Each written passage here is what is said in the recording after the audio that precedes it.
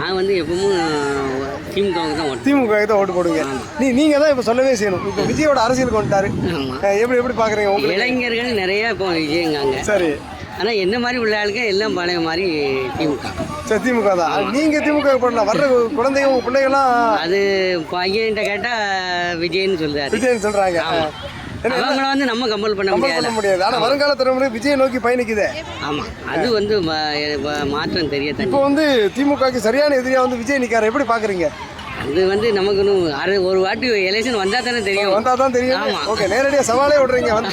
ஆமாம். ஆனால் அந்த 70 காலம் உங்களோட அரசியல் வாழ்க்கையை ஒரே வருஷத்தில் வந்து விஜய் ஆட்டி பார்க்குறாரு அப்படின்னு நினைக்கிறீங்களான்னா?